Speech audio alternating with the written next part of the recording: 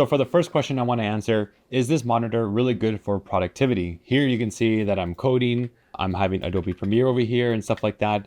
Obviously, yes, this is a great productivity monitor. First of all, it's obviously IPS, so you're gonna have no burn-in troubles. This is a nice 27-inch 4K display, so everything is very fine and crisp.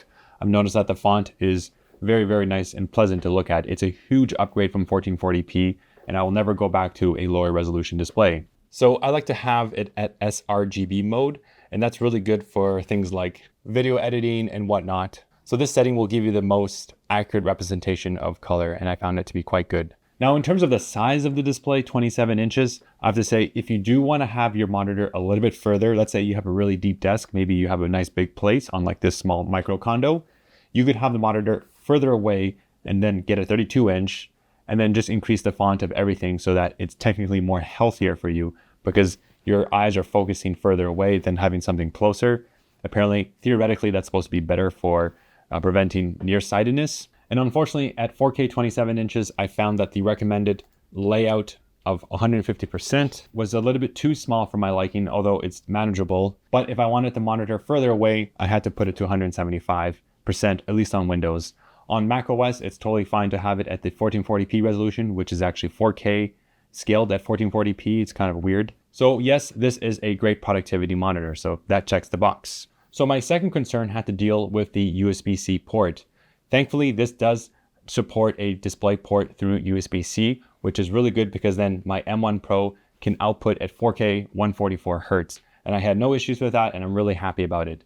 There was one minor issue where on the back of the monitor, I noticed that there's very little clearance if you have a very stiff cable. In general, I was a little bit concerned of using a stiff USB-C cable on this monitor because it had to bend, and this USB-C port seemed rather fragile. But I did find a more flexible USB-C cable. Now we know that this doesn't have a USB hub, but how good is its power delivery to the MacBook? Well, unfortunately, it only outputs at 15 watts. So the experience I had working a full 8-hour day with my M1 Pro doing lots of intensive work was that the battery would drain maybe about 25% in one day. So in an 8-hour day, about 25% of the battery was depleted. And this was with high intensity CPU work, lots of like Zoom meetings and compilation of software running iOS simulators and whatnot. So it is charging the MacBook at 15 watts and trying to, trickle charge it. But unfortunately, it's just not enough juice, not enough wattage into the USB-C port in order to keep it at 100%. So you're gonna have a dying MacBook if you are solely gonna rely on this power delivery. And the worst part about this is if you turn off the monitor, it turns off the power output from the USB-C connection. So you cannot passively charge your MacBook overnight back to 100%.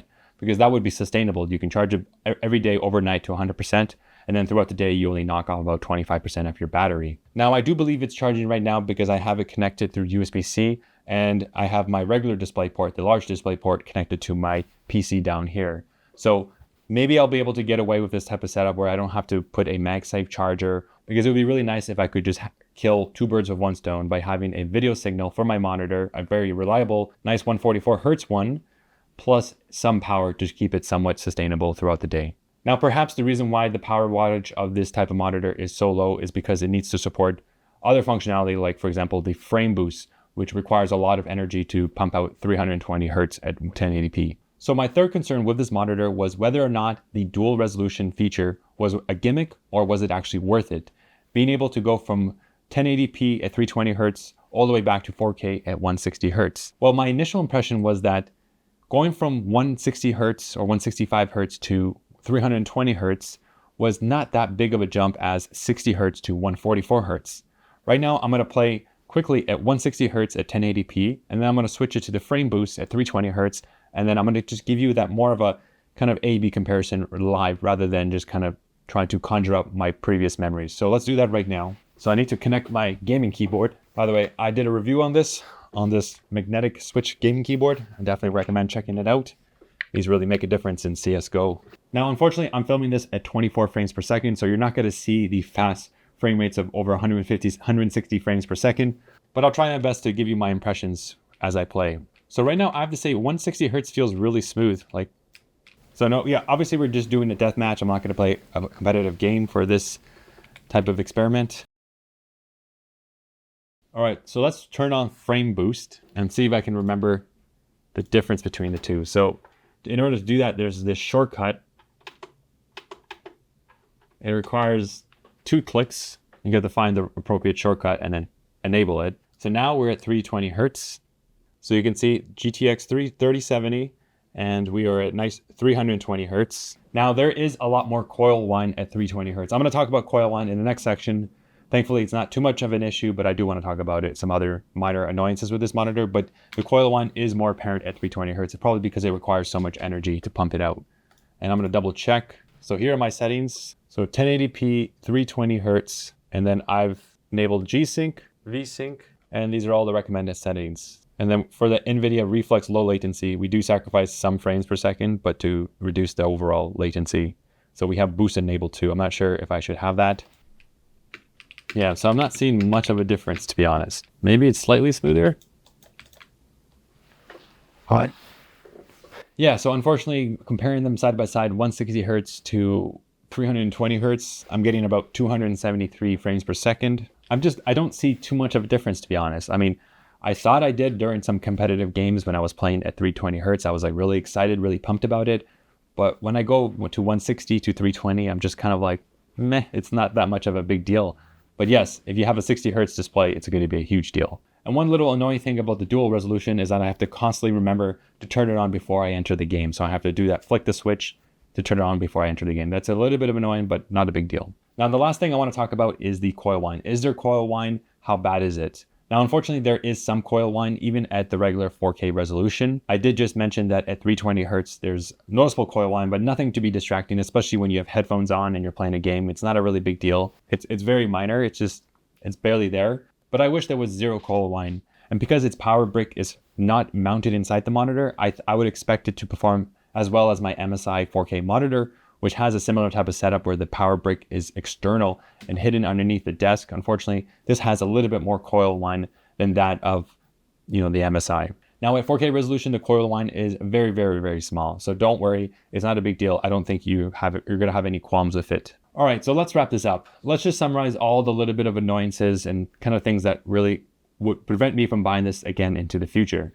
Number one, I don't like the fact that the USB-C output is so small. It's at 15 watts. And worst of all, when I turn off the monitor, it doesn't power my MacBook.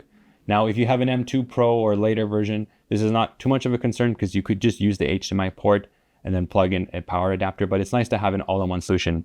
However, I'm not going to ding any points because this monitor offers a USB-C DisplayPort connection, whereas the Dell competitor doesn't even support that at all. So I have to give points to it. So I'm not going to mark that as annoyance.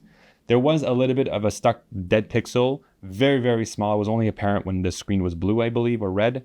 Not a big deal. The dead pixels on this were totally fine. Now, I wish there was a little bit less coil whine. I don't care about it being in the dual resolution mode at 320 Hertz, but at 4K 160 Hertz, if it's super quiet in your room, you can hear just a little bit of a buzz, but it's just a little bit of annoyance. I wish it was a little bit better. Now, the big thing is that the dual resolution, the main feature of this, I just can't see too much of a difference. I just don't think maybe it's worth justified spending the extra money to get this type of monitor if you're really big into esports and productivity. For me personally, as a casual gamer, although I do like to be competitive and have the best gear possible, it's very hard for me to justify buying this type of monitor where a very good budget monitor like the MSI M27UPF does really well, and plus it has a USB hub, albeit 2.0, and it supports 65 watts of power delivery. And it has a similar type of look and feel. It's in fact a little bit thinner. It's a 27-inch 4K display at 144 Hertz, and now they have a more new version at 160 Hertz, and it's substantially cheaper, about $100 to $200 cheaper. So if I were to go back in time, knowing this information, I probably would have skipped this monitor and just get that one, because then I would have my all-in-one setup of my MacBook, and I could still game competitively at 144 or 160 Hertz at 4K or 1080p resolution. So in the end, if you want to check out this monitor, I'll leave a link in the description. Thanks for watching, and I'll see you in the next video.